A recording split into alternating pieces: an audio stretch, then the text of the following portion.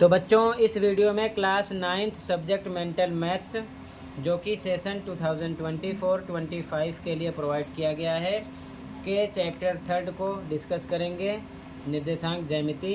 इसमें टोटल मैंने 1 to 20 question upload कर दिए थे। आज आगे के क्वेश्चन को सॉल्व करेंगे, ध्यान से देख लो। बाकी क्वेश्चन के लिए कमेंट को चेक कर सकते हो, ठीक है। तो क्वेश्चन नंबर 21 देखो ध्यान से। क्वेश्चन नंबर 21 है बच्चों, यदि किसी बिंदु के भुज और कोटि के चिन्ह भिन्न हैं, तो ध्यान से देखो आंसर नंबर 21 भिन्न है, तो वह बिंदु किस चतुर्थांश में स्थित होगा। तो मानते हैं भुज हमारा होता है x, उसके बाद में कोटि होता है y। इसके चिन्ह भिन्न हैं। अगर भुज पर प्लस का निशान है तो कोटि पर माइनस का है, क्योंकि निशान भिन्न है ऐसा क्वेश्चन में बोला जा रहा है। तो वे बिंदु किस चतुर्थांश में स्थित होगा। तो ध्यान से देखो, चतुर्थांश होते हैं 4, ठीक है। ये x एक्सिस, ये y, ये होता है पहला चतुर्थांश, इसमें दोनों प्लस के होते हैं। ये होता है दूसरा, इसमें एक माइनस एक प्लस होता है, ठीक है। ये होता है तीसरा, इसमें दोनों माइनस होते हैं। ये होता है चौथा, इसमें एक प्लस दूसरा माइनस होता है। तो प्लस माइनस x प्लस है, y माइनस है, ठीक है, भिन्न है। तो किस में आ रहा है, चौथे में। तो आंसर लिखोगे फोर्थ चतुर्थांश में, ठीक है, वो बिंदु होगा। और ध्यान रखना यहाँ पर ये नहीं बताया गया है कि भुज माइनस है कि कोटि, या भुज प्लस है कि कोटि। तो अगर आप सेकंड वाला चतुर्थांश लिखोगे तब भी आपका आंसर राइट होगा, क्योंकि इसमें भी दोनों भिन्न होते हैं, प्लस माइनस के ही होते हैं। तो इस क्वेश्चन के आंसर में आप सेकंड भी लिख सकते हो और फोर्थ भी लिख सकते हो, ध्यान रखना, क्योंकि क्वेश्चन में सिचुएशन नहीं कंप्लीट की गई है कि प्लस कौन सा है या माइनस कौन सा है, ठीक है, ध्यान रखना। अगला क्वेश्चन देखो, अगला क्वेश्चन नंबर 22 है बच्चों, यदि एक बिंदु मूल के अलावा के भुज और कोटि का योग 0 है तो बिंदु किस निर्देशांक में स्थित होगा। ये गलत है, यहाँ पर आप लिख लो चतुर्थांश, ठीक है। क्या लिखोगे, चतुर्थांश में स्थित है, निर्देशांक नहीं होगा, यहाँ पर होना चाहिए चतुर्थांश में स्थित है, ठीक है। तो ध्यान से देखो आंसर नंबर 22, यदि एक बिंदु मूल के अलावा, यानी कि मान लो ये x अक्ष है और ये y अक्ष है, तो मूल बिंदु के अलावा मतलब कि मूल बिंदु यही होगा जहाँ पर दोनों एक दूसरे को कट करते हैं, यानी प्रतिच्छेद करते हैं, और इसके निर्देशांक होते हैं 0 0। इसके अलावा ये नहीं होना चाहिए। भुज और कोटि का योग, भुज यानी कि x, कोटि यानी कि y का योग कितना होना चाहिए, 0। तो बिंदु किस चतुर्थांश में स्थित होगा। अब x पर ये +1, ये +2 हो गया, इधर -1 -2।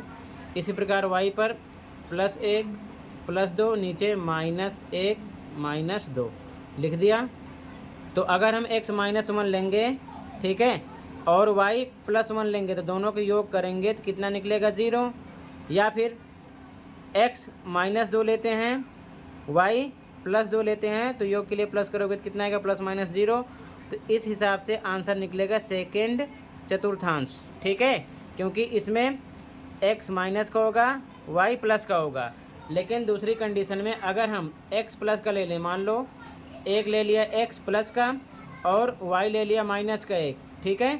अब इनका योग करेंगे तो 1 + -1, तो 1 + -1 बराबर 0, ये भी आएगा। या फिर x प्लस का 2 ले लेते हैं, y माइनस का 2 ले लेते हैं, इसका योग करेंगे 2 + -2 के बराबर 2 + -2 बराबर 0, तब भी आ रहा है। तो कहने का मतलब आप सेकेंड चतुर्थांश भी लिख सकते हो आंसर में, और फोर्थ चतुर्थांश भी लिख सकते हो, क्योंकि क्वेश्चन में ये नहीं क्लियर किया गया कि भुज प्लस का है कि कोटि प्लस का है।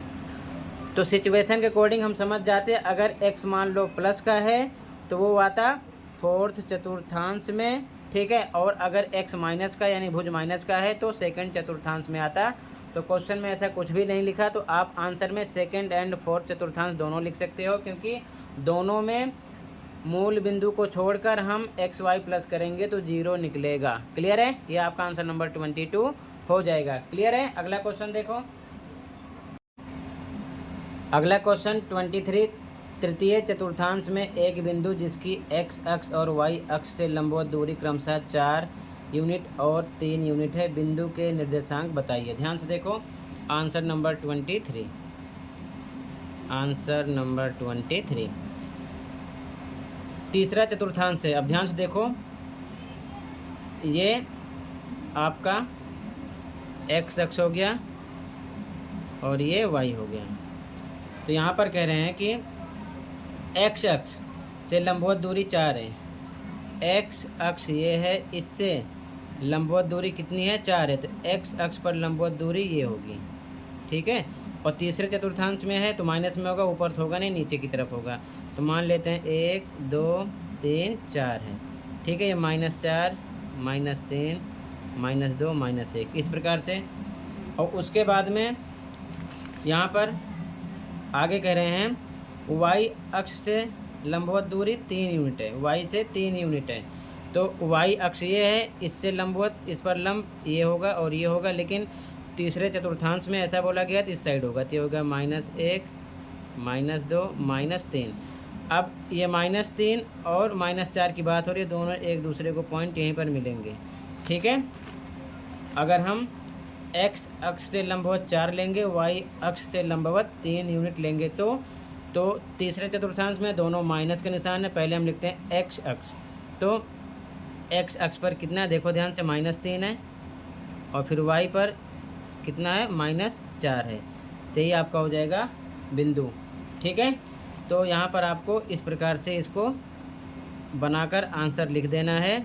और डायग्राम नहीं भी बनाओगे तो आप समझ लेना कि तीसरे चतुर्थांश में है तो दोनों माइनस में ही होगा।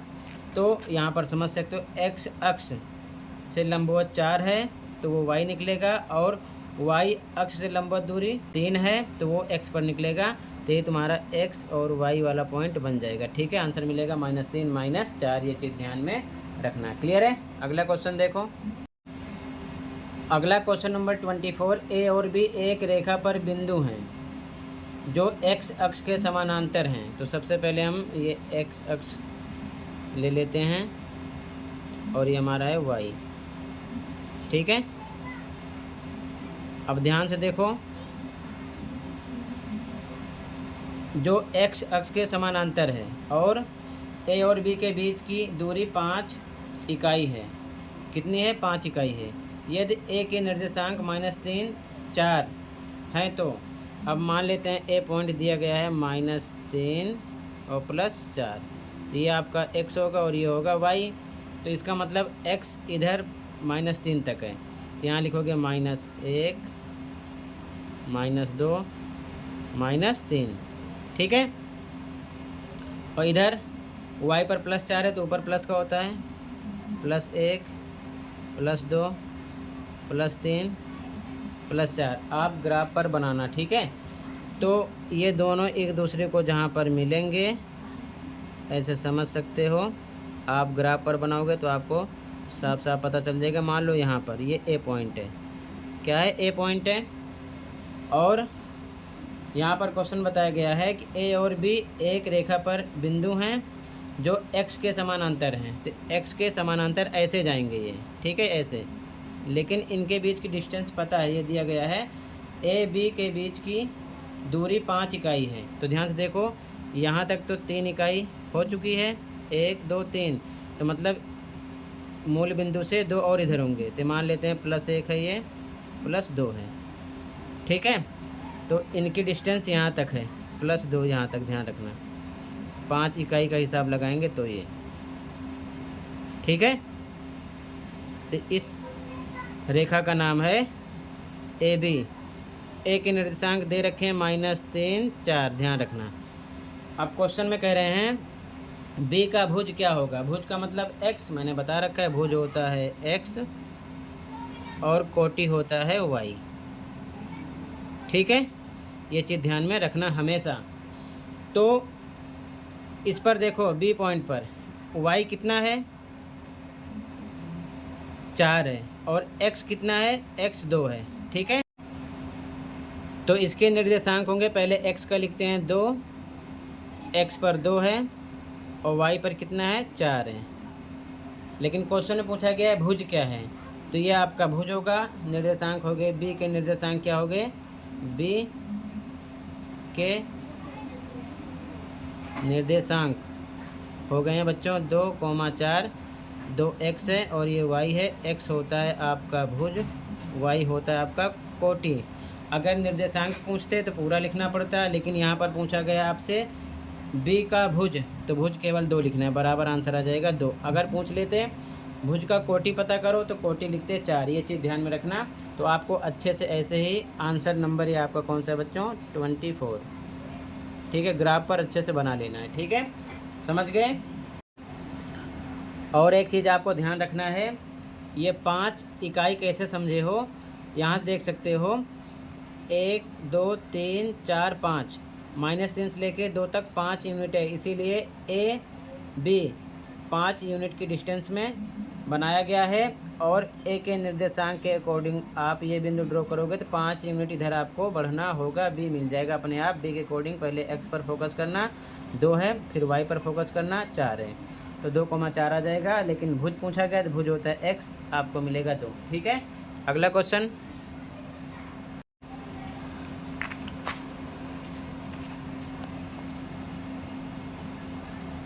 अगला क्वेश्चन नंबर 25, बी ए सी का मध्य बिंदु है, ठीक है।